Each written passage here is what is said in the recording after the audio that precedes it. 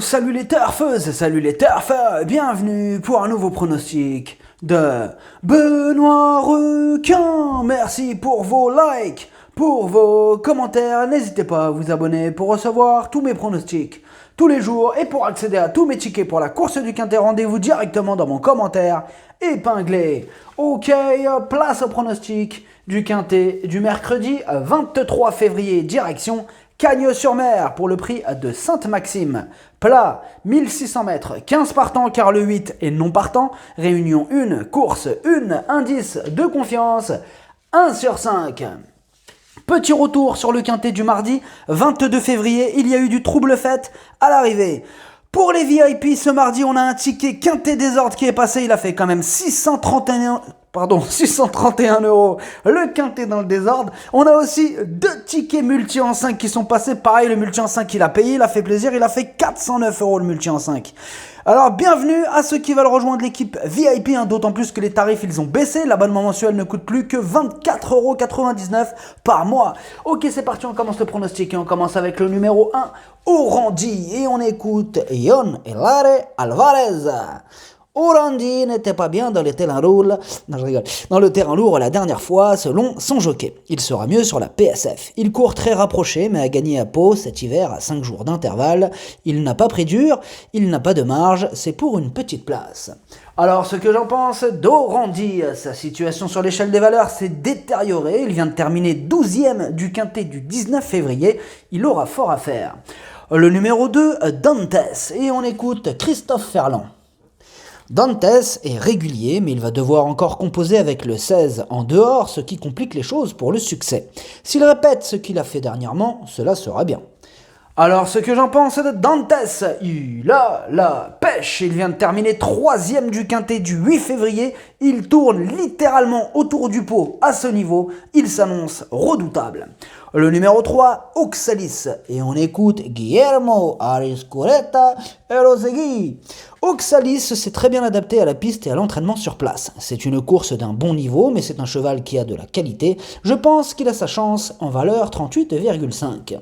Alors, ce que j'en pense d'Oxalis, il est en grande forme, il a remporté ses 2 dernières courses. Bon, c'était au niveau réclamé, mais sur sa forme, il peut faire mal. Le numéro 4, Mandarin. Et on écoute Pinto.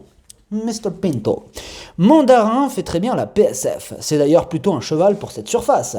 Il a très bien couru en dernier lieu à ce niveau et est en forme ascendante. Cela l'aide beaucoup de rester sur place avec le climat favorable. C'est un lot dans ses cordes, il peut gagner une épreuve de ce genre. Alors, ce que j'en pense de Mandarin, eh bien, ses débuts à ce niveau, ils sont bons, ils sont très corrects. Pour son premier Quintet, il a quand même fini 4e et rien ne s'oppose à une nouvelle bonne performance. Le numéro 5, Quartilla, et on n'aura pas les commentaires de l'entraîneur de ce numéro 5. Alors, ce que j'en pense de Quartilla, elle vient de finir aux portes du Quintet le 8 février. Bon, elle avait quand même réussi à terminer 5e du Quintet du 19 janvier. Elle garde donc son mot à dire. Le numéro 6, droit de parole.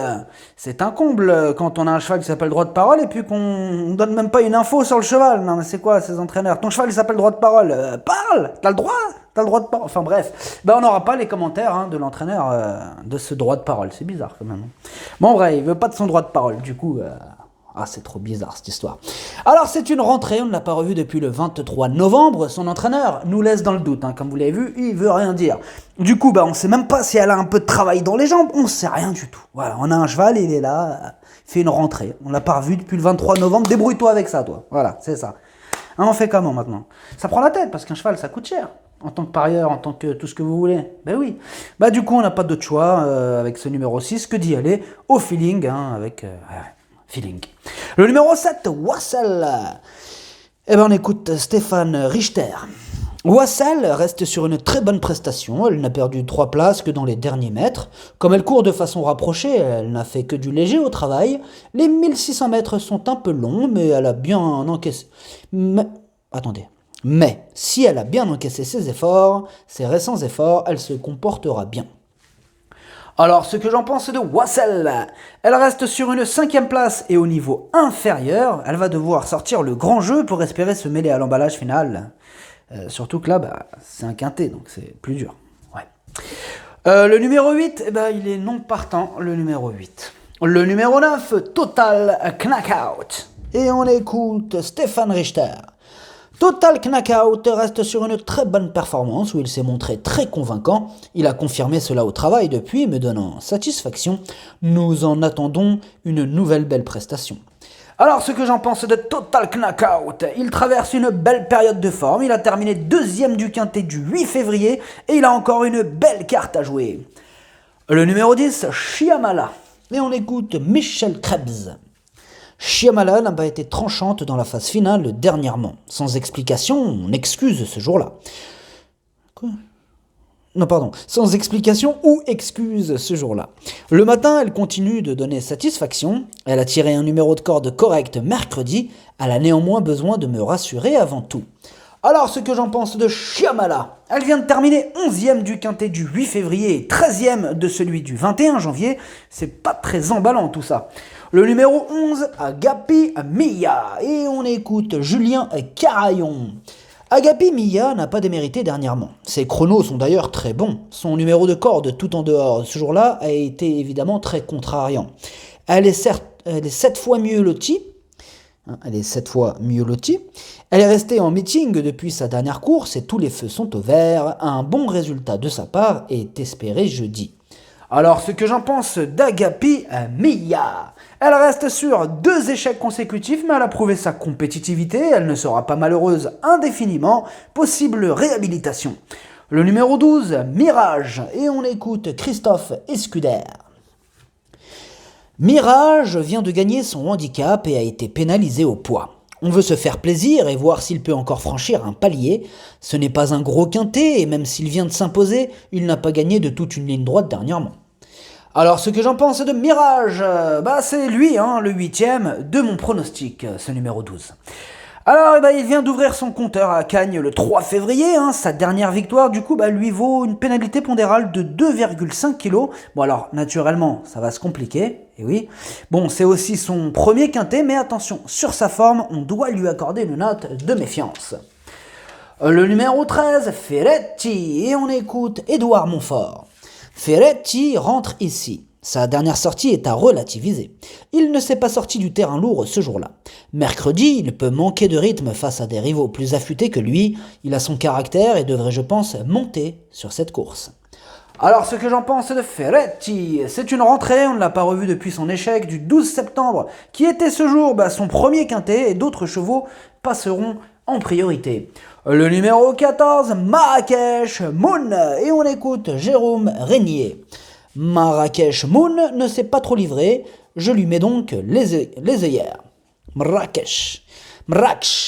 Avec cet ustensile, je pense qu'il pourra prendre un bon départ et être en course de suite. Il n'a pas un grand changement de vitesse et c'est important qu'il puisse vite être bien placé. Il n'a pas trop de marge, mais si toutes les planètes s'alignent, il a le droit d'être à l'arrivée. Alors, ce que j'en pense de Marrakech Moon, tout d'abord, lui, c'est mon cheval de complément en cas de non partant. 2 fois, il a tenté sa chance dans des quintets, 2 fois, il a échoué. Mais avec ses œillères, il peut cette fois-ci enfin terminer à l'arrivée d'un quintet. Surprise possible pour Marrakech Moon. Le numéro 15, Acier, et on écoute Jean-Laurent Dubord. Acier est en pleine forme, il monte de catégorie en étant pénalisé. Mais il aura pour lui sa parfaite condition physique et son aptitude à la fibrée canoise. J'aurais toutefois préféré un numéro de corde plus en dehors avec lui, car ce cheval borgne n'aime pas être enveloppé. Alors, ce que j'en pense d'Acier, il reste sur une victoire au niveau inférieur, c'était à Cagnes, sur PSF, le 8 février.